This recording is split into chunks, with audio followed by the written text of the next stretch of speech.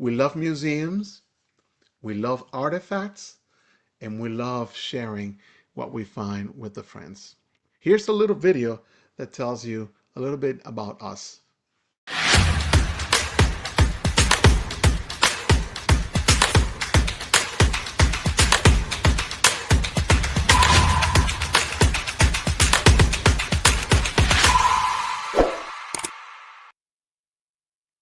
Alrighty. Okay, so today we're going to take a stroll through the ancient Babylon and discover how archaeology backs up all the information that we have read in the Bible. We're going to see how Daniel's faith faced its ultimate showdown. We'll uncover how he held onto his integrity in a system created to bend or wiped out his identity. We will try to cover the first portion of this graph that you see right here. We're going to cover the name change. We're going to cover the refusing the king's table. And we're going to talk about the results, how Jehovah blessed them so that they can be 10 times better than their comparison. And on part two, then we're going to talk about the test of loyalty, the fiery furnace, and also Daniel in the lion's den.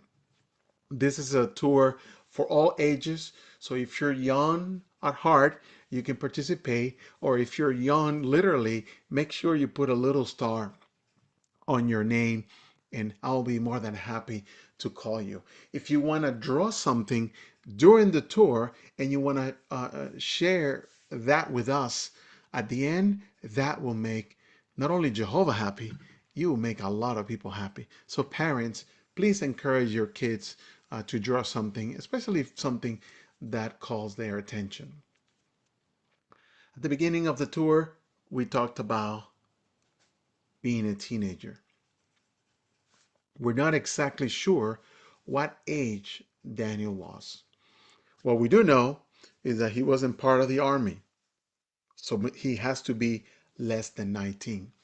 He was a noble according to a Jewish standard. But whatever it was, it must have been difficult being taken by a nation that is not known to be clean, clean in the way they eat, what they eat, in the way they act. But it must have been very intimidating because going from Jerusalem to what was called the beauty of that time, the decoration of kingdom, Babylon the Great must have been intimidated. Some people connect Babylon to his founder, Nimrod, the only person in the Bible that is called mighty hunter in opposition to Jehovah. You're looking right now at the capital of the third world power, according to the Bible. And in this episode today, we're going to talk about one of their kings, Nebuchadnezzar. He himself said, "Is not this Babylon the Great that I myself have built?" That is the scenario. So, as I mentioned before, Daniel was likely a teenage prince taken to Babylon in Jehoiakim third year. And we're talking approximately spring 618 before our common era. Later, in early 617 BCE, he and other nobles were deported. And that's where the captivity will begin. We all know that in 607, a major event took place. So we're going to go from 617 to 605 in this two episode.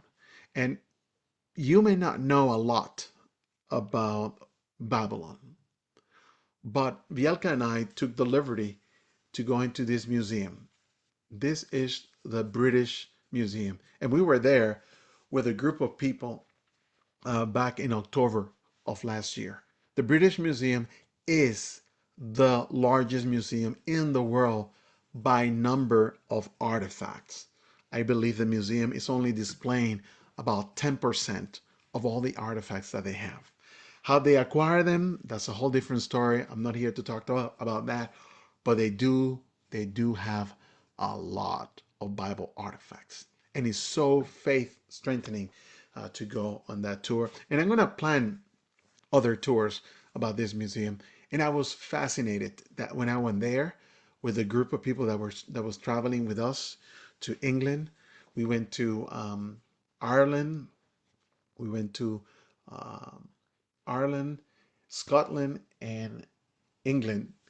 And when we went to the museum, I found this fantastic picture of what the Babylonian castle fortified. And I took a short video so that you guys feel like you were there with me at the museum. So you can feel the art, the color of what that place may have been like. You can even stop and read some of the description and how the dates of what I'm talking matches to the days that we're going to be talking. You're going to recognize some of the name Marduk, Babylon, a lot of the things that you already know, but this time we are using a secular institution to prove that the Bible is trustworthy, to prove that the Bible comes from God. It is truly, truly amazing to see things that we have learned from the Bible, but to actually see it from a reputable place like the museum. You probably recognize the city of Ur, where Abraham and Sarah came from. Anytime you see this red mic, that's mean open mic. So when you see an open mic, I want you to raise your hand if you want to participate. And it's very simple. You raise your hand. I'm going to give children opportunity to read first, but if there are no children, then I'm going to call on an adult. Also, parents, if you want, just put a little star right in front of your child's name. That will put his name all the way to the top. And if we don't have any children, then we can call on those who have raised their hand. And I think Jacqueline was the first one. Jacqueline from Virginia. Yes. Hi. How's the weather there? Oh, it's cold and icy here. Still. Mm, be careful. So, Yes. Jacqueline, you have this clay table. It's one of the oldest maps in the world. Would you mind reading this little portion here for the friends? No, I don't. Thank you. The Babylonian world map. This ancient tablet shows how the Babylonians viewed the world.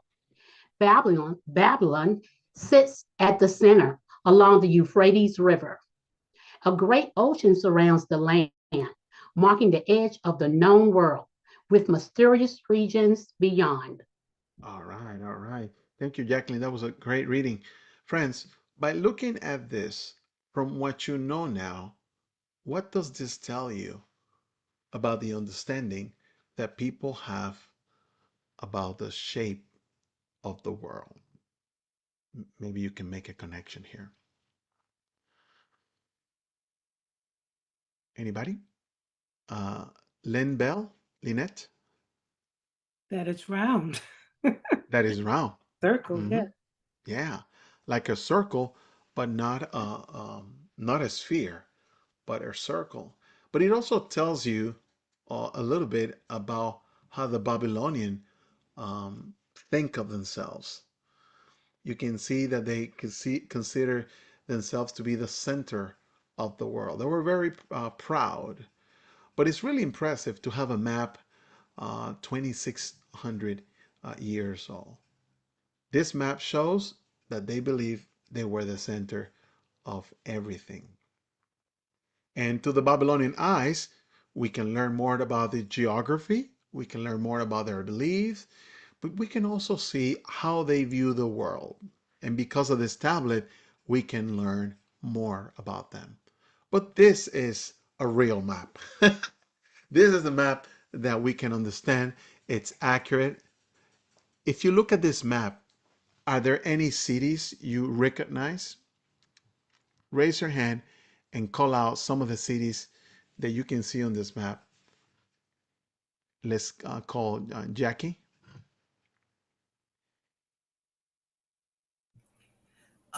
It's I think it's Palmyra. I'm sorry. Oh, Palmyra. Yes, Yeah. Palmyra.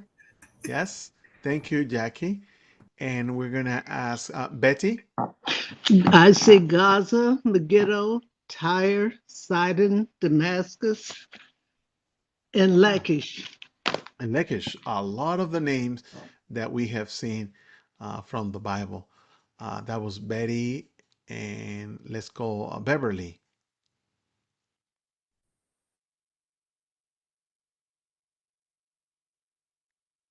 Beverly, you will get an invite to open your mic. I see Nineveh. Nineveh. Now we're talking. Here, Nineveh, right here. And you're going to see a lot of connection. Merida Johnson. I see where Ah, Abraham and Sarah started out on there their you go. journey. hmm Look how close Ur is to Babylon. Friends, what you're seeing on the screen is actually the area that the Babylonian Empire conquered or they have under their control. And we can see Jerusalem right here. And we can imagine the distance that they have to travel. All right. I'm showing you this map so that you can envision in your head what was the traveling arrangements of that time. We have a movie, and the movie shows that they did uh, all that walking. But I wanted to show you the map so that you can really visualize how long the journey was. Historical information, secular historical information, tells us a little bit about this secular place. What's interesting about Babylon is that it was located in a place called Mesopotamia.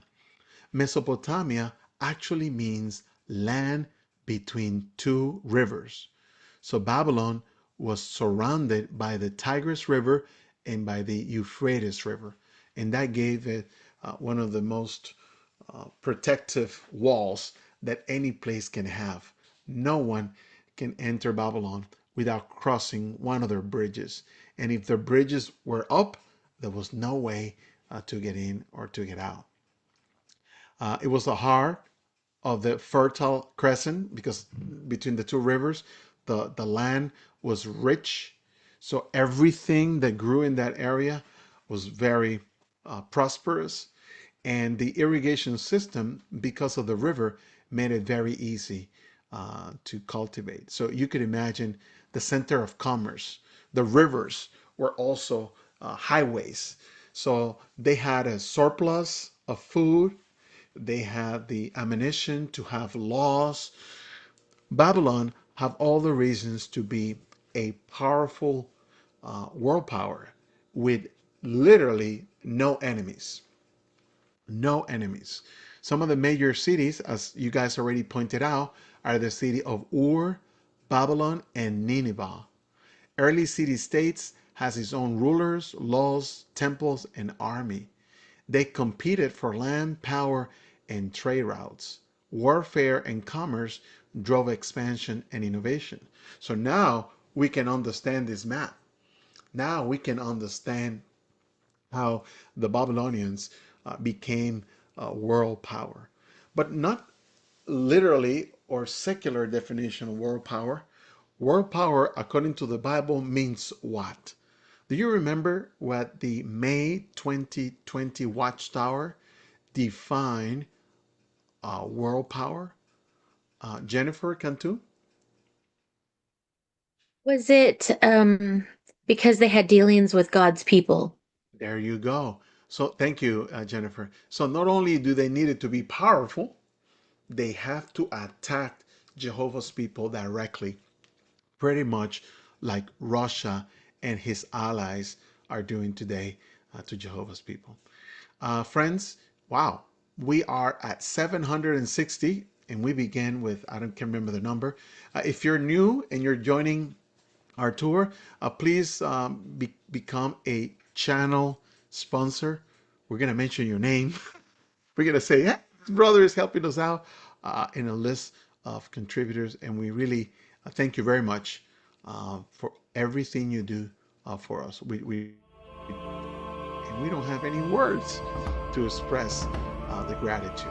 One thing that we would like you to do is that once you locate our YouTube channel, we want you to forward it. We want you to share it with someone. Subscribe is completely free. Enable the notifications and share the channel with others. That is one way that you guys can say thanks. Okay, we have another red mic, open mic. Can anybody help me read what made Babylon a unique place? Let's see. I see a little star exception. I'm gonna go with the family from Mississippi, Letitia or Brooklyn Turner. Babylon's architectural marvels. Babylon featured massive walls, the blue glazed Ishtar Gate with line reliefs, and processional way to temples. Spiritual and political symbolism. Babylon's grandeur symbolized political dominance and spiritual opposition to the captives from Jerusalem. Ruins as prophesy fulfillment. The desolate ruins of Babylon confirm biblical prophecy and highlight the implements of human power. There you go. Thank you, Brooklyn. That was a fantastic reading. And I see the feedback of people just clapping on your great reading. I really appreciate it. So, friends, let's talk about these three things, okay? Let's talk about the three things. Architectural marvel. Take a look at this. Boom. What? That's impressive. What's super impressive is to actually stand in front of this wall and still see that deep blue color as if it was created yesterday. And in the part two of this episode, we're going to talk about the oven. Yeah, the oven that they used to throw Daniel and his friends. What were those oven used for? And what is their connection to that blue color? Are you impressed by this picture? I am, because that wall was really thick. But when you look at this picture, then you go, wow. They did not have drones in the past, but because of the archaeological findings, we can now have this 3D rendering of what this place might look like. And now you can see that this place was truly impressive. Then the power was used to impress, but also to intimidate. Where you see that red arrow, that's where they have the procession. It's like a parade, but you're not part of the winning team. That's where they take their captive. So as the young Jews are walking, you can imagine their eyes. That's why the faithful and discreet slave paint them looking up and being surprised, because nothing like this was available in Jerusalem. Totally a fantastic view. But don't be fooled. The glazed blue bricks, the lion reliefs, the sheer grandeur, it was designed to impress, but also it was designed to intimidate. And that's what some people may have felt like. In the slide that we read earlier, we talked about ruins. And Babylon has a lot of ruins, exactly as Jeremiah prophesied. The Americans, they participated in a Gulf War back in 1990. George Bush Sr. was the president at that time. And they believed Saddam Hussein has a weapon of mass destruction, or there was the Gulf War. Soldiers talk about Babylon or an area in Baghdad, Iraq, where no one can live there. For some reason, it's just simply uncomfortable to live there. And it's a fulfillment of the Bible prophecy, as Jehovah said, it will never be rebuilt again. And this desolation actually confirms the historical accuracy of the Bible. We're walking on grounds where Nebuchadnezzar himself was walking. So, what you're seeing right now are actually some of the things that are left of that grandeur city that I showed you earlier. I'm pretty sure if you have your mic open, you will hear. It's truly impressive.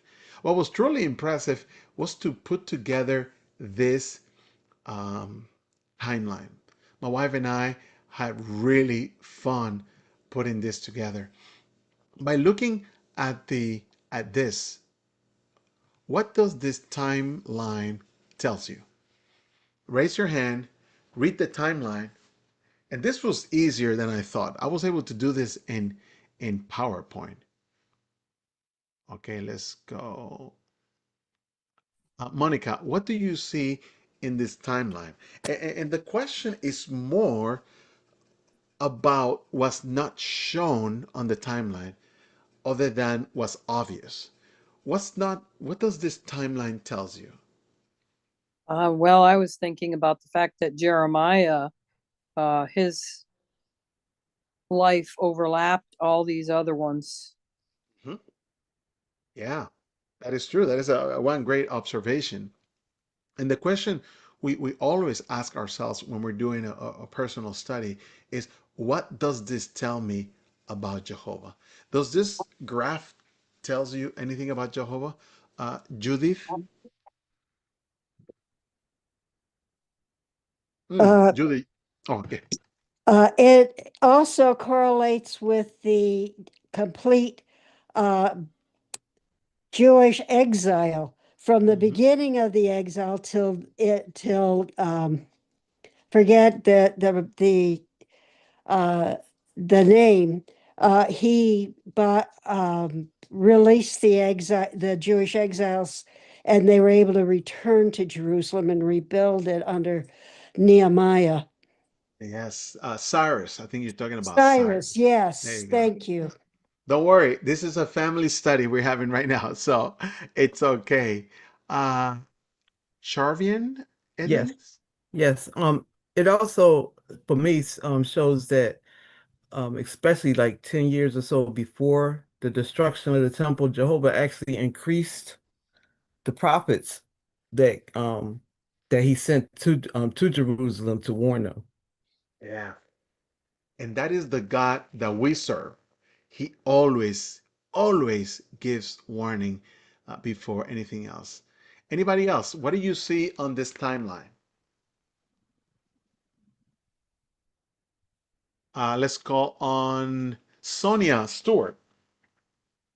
I lowered my hand because the sister covered the same thought. I was just impressed by the number of prophets There you that go. Jehovah sent You to count? warn the How people many? to prepare them for what was coming. How many prophets did Jehovah use in a short period of time? 3, 6, 7. I see 7. And what does the number 6. seven means? Yeah, 7. What does the number seven means? Ah, there's always something. Always something. Always something. Let's call Tara Johnson. It's, the number 7 means whole or complete. There you But go. then one of the things that I also noticed is that despite you could tell from the timeline and it obviously onward that Jehovah, even though the destruction of the temple came, had never left his people. Never. He was there before, during, and after. That's why I enjoy doing timelines, because there's so much you can extract from that. Melissa Hartfield? Yes, I was just gonna piggyback over what the sister had said. The number 7 means spiritual perfection, divine fulfillment, especially over Jehovah's finished work.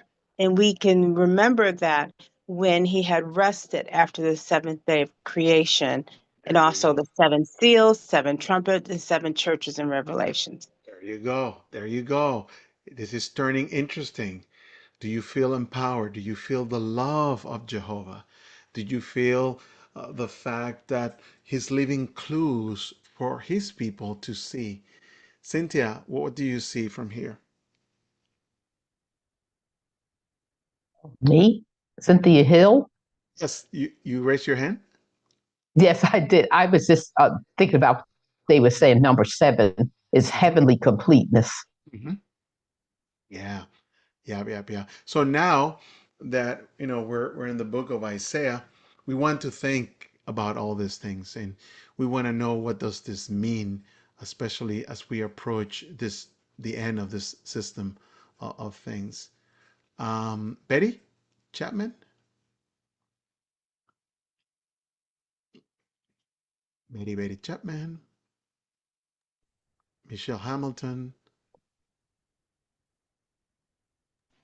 Yes, I was thinking too, when Jehovah in Amos, it says he doesn't do anything without revealing things to his confidential. Um, he, I forgot how it goes. Now I'm getting it mixed up. But in Amos, he always does something with his confidential matters with his prophet. So I just love how he's true to his word. We have history. We have modern day verification. Jehovah doesn't do anything unless he reveals it first to give us that preparation. And what greater way to find that out by having a personal study, drawing the lines and the dates and saying, wow, 7 prophet, and at no time they were by themselves. And just as they were getting closer to the destruction of the temple, Jehovah increased the number that they had at any given time. And I did this is called a timeline, but there is another way to draw this. We can draw it by geographical location, and you can see how Jehovah had everything covered. This was very fun to do it. If you have a better way, like if you're an artist and you know how to do infographics and you think you could improve this timeline, feel free to send it to me. That way we can all benefit on the next tour. Okay? Alrighty, time for some trivia. What was Daniel's Babylonian name? Raise your hand and let me know. Let's go to Florida to the Miller family. Miller family, what part of Florida are you from? Altamont Springs? Altamont Springs. We are in Jacksonville. Oh, okay. Belteshazzar. Belteshazzar. Is that the right answer? Judges? And they say yes. Belteshazzar, but what does that name means? Yeah, Belteshazzar. Friends, you have another opportunity. There is that red mic. I'm gonna look to see if there are any young ones in the audience. Oh, I see the oops, I clicked the wrong mic. Saint Albert family. Belteshazzar means protect the life of the king. This was the Babylonian name given to Daniel after he was taken into exile.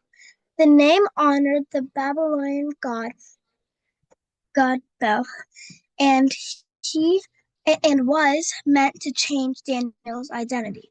Its purpose was to help him fit into Babylonian life and pull him away from worshiping Jehovah. Wow, excellent reading. Thank you. That was beautiful. Thank you, thank you. And all the friends are clapping and they're cheering. Well done. Protect the life of the king. And that's what Daniel did. Did you know? The Babylonian continue to speak of him also by his name, Daniel. Very powerful testimony. Very powerful. Okay, so now we're about to do the first test, the diet and dedication. What was the challenge? Well, they have to choose to eat food that was either aligned to their beliefs or aligned to the royal offering. What would you have done? Daniel also have to show respect. He have to show wisdom. And under pressure, that's not easy to do. And integrity and reward, we're going to see how Daniel was rewarded even when he demonstrated faith in small matters. This image is not fully complete, and it was done like that with a purpose. What do you think is missing from this image? Uh, Sister Stephen. The pig. The pig. Very good. Very good. This is like find the seven differences. The pig. But friends, you can imagine the difficulties, right? This area is darker and this area is lighter. There's another thing missing from this image. Let's call Deborah Green. She thinks she knows. Deborah, what else is missing from this picture? I can't hear you. Oh, you said what else is missing from the picture? Ah. It's, I'm sorry, I don't have my glasses on, so I can't see. Okay, no, not a problem. Not a problem. That is a good excuse. Ginger, what else is missing from this picture? Can you hear me? Yes. Okay. Blood. They use blood for all kinds of recipes. All right. Thank you, Ginger. And there's one more thing that was missing that showed up in that movie. Denise. That was missing that showed up in that movie. Oh, Denise, you have me on speaker and it's gonna create a feedback. Eva, Russ, It's the wine. the wine. Mhm, Okay. Oh, sorry. Yeah, it's the wine, but there's something else. It comes. We call it Lobster? Oh, the sorry. lobster. Well done, Tara. To give a clue without giving the word. Yeah, seafood. Seafood lobster is another food that is considered contaminated or not clean to Jehovah. So how did this 10 times better actually work? Can anybody help me read how this took place? And please put your glasses before you raise your hand. And I'm going to look first for any young people. I don't see any. Oh, I thought I saw a star. Okay. So let's go. Let's go. Brenda. The result of the test. After 10 days, Daniel and his companions appeared healthier and better nourished than all the young men who ate the king's food. Jehovah blessed their obedience. Entering the king's service. At the end of their 3-year training, God gave them knowledge and insight in all writing and wisdom. The king's verdict. Nebuchadnezzar personally examined them and found them 10 times better than all the magic practicing priests and the conjurers that were in all his royal realm. The principle, their faithfulness and a personal matter of integrity led to their elevation and prepared them for public influence. There you go. So if you didn't know, now you know. We're not encouraging people to become vegetarians, but to examine the motives of obeying Jehovah. Daniel chapter 1, verse 4 talk to us about teaching them in the writing and the language of the Chaldean. What does that mean? What has your research shown? First, let's read the text and then we'll go over it. Rachel? Yeah, Rachel. Okay, so you want me to read what's on the screen, correct? Yes, ma'am. All right, so Daniel 1:4 reads, it speaks on, they were to be youths without any defect, of good appearance, endowed with wisdom, knowledge, and discernment, and capable of serving in the king's palace. He was to teach them the writing and the language of the Chaldeans. We've read that before and we said, okay, not big deal. But is it not big deal? Let's learn a little bit more. We have an open mic and let's ask, let me see, any young people? Okay, let's ask Mary Williams to help us read.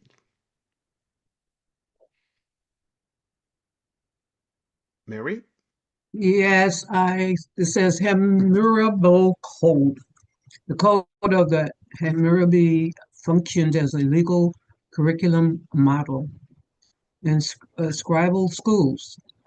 Students copied legal cases modeled after Hammurabi style laws.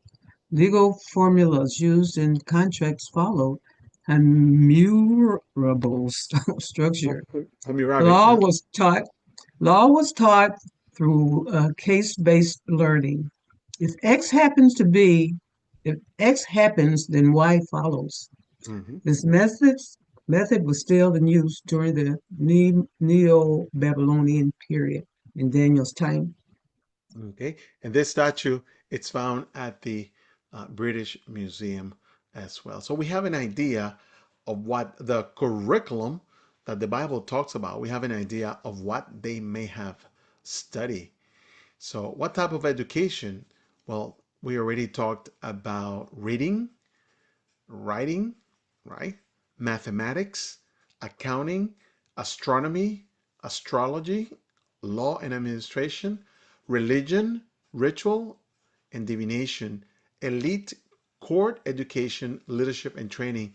And in the movie, we see how the king will quiz them about this.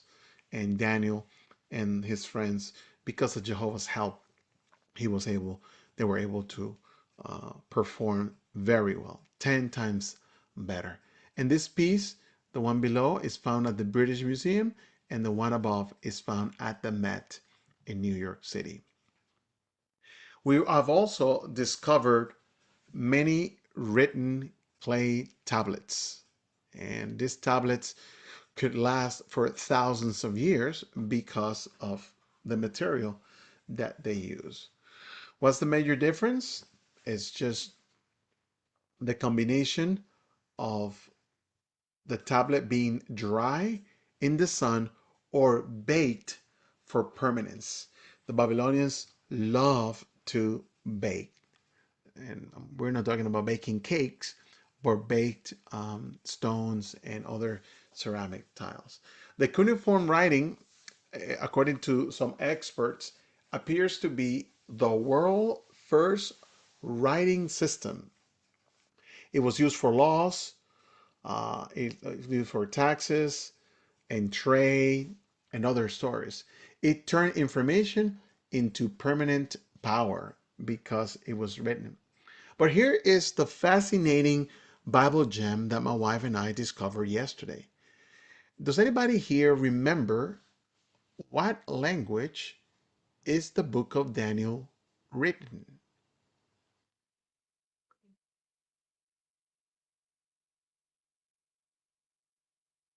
What language did Daniel speak? And you're gonna see it on the screen. You can select 1, 2, 3, or 4. Let me see. Let's call Ken Gary. Okay, I'm unmuted. Uh, was written in Hebrew and Aramaic. Hebrew Number and 3. Aramaic. Yeah. Is that the right answer? Judges. And Hebrew and Aramaic is the right answer. What's truly amazing, friends, is that the languages appears to have a goal intended. And this is where you see Jehovah's wisdom. The text switches from Hebrew to Aramaic exactly when the Chaldeans spoke to the king, and this took place at Daniel chapter 2, verse 4. It is almost like the Bible is saying, now the world is listening. Daniel, you have their attention. Daniel didn't just survive in a foreign country, he used their language of power to serve faithfully without compromising his God given integrity. The Bible didn't change its message, it changed its language. Daniel's God wasn't silent in exile, and Babylon heard him in their own mother tongue. So, whenever you are doing metro witnessing and you want to share this Bible gem, you can share this with the friends. The book of Daniel was written in 2 languages. Everybody knows that. Everybody knows that Hebrew was the language spoken in Israel, but very few people know that the Aramaic portion that appears in Daniel's book is at the time where he's addressing the king. And that, my friend, that was powerful. It's like getting a megaphone and all of a sudden, and now you have everybody's attention.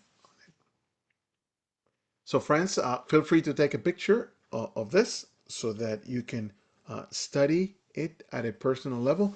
We simply don't have time to go over to this level of detail, but now you know a little bit more about the book of Daniel and the language and why was it used.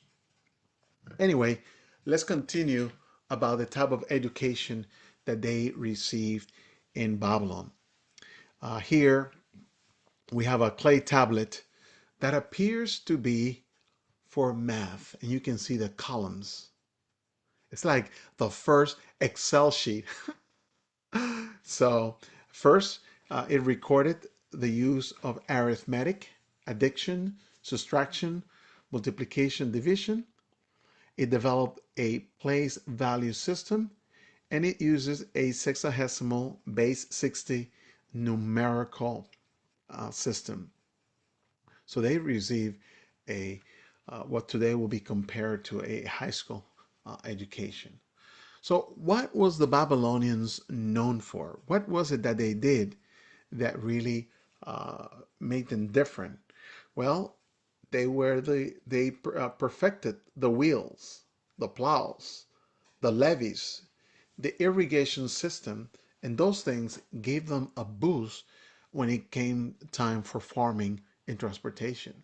Their clay tablets are still available today because they baked them, so that made them even harder to destroy. Their use of mathematics, calendars, and other things show that they improve the record keeping and planning. All of these advantages gave them um, uh, a portion in technology supported trade, construction, and city management.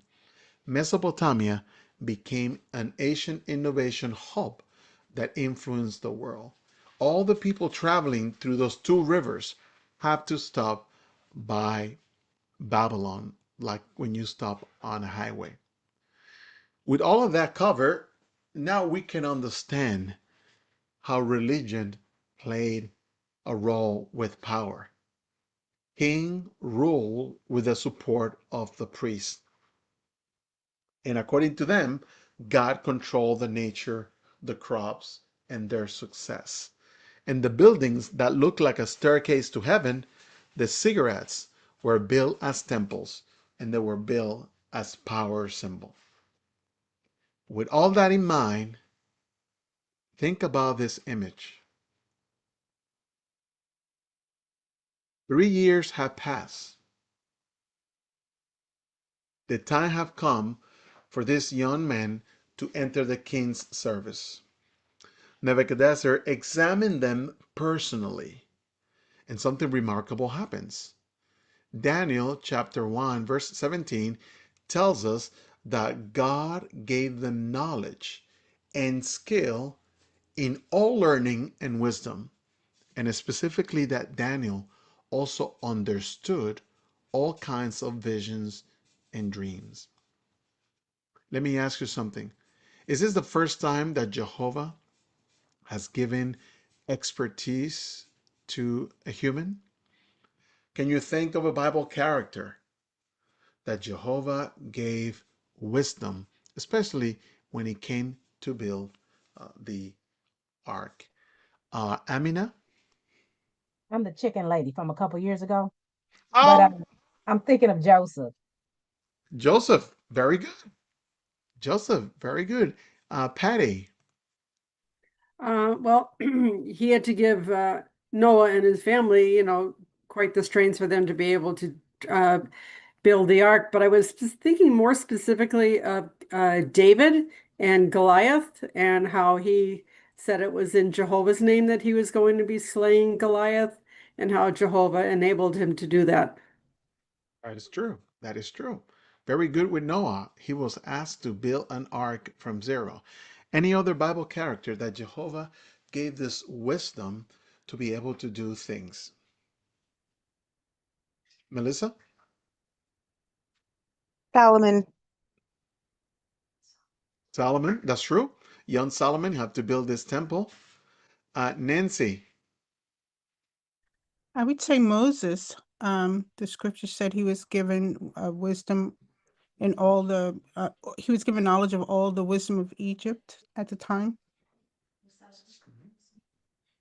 Very good. Thank you, Nancy. Ginger? I was thinking of when Jehovah had them build the tabernacle, that he had that man, I forgot the man's name, but he trained everyone else how to make everything gold, silver, all the fabrics, the weaving and everything, and the utensils. Yes, I know the name, but before I share it, I want to give an opportunity for somebody to share it. Charlotte, it begins with the letter B and the letter O. Well, I want someone else to speak on. Okay, thank you. And so far, all the answers that you guys have provided have been very good. Brittany. I believe it's called Holiab and Bezalel. Yes. Yes, yes, yes. So we have what lawyers call precedent. Something has happened in the Bible that when it happens again, you can now know and say, wow, that has happened before.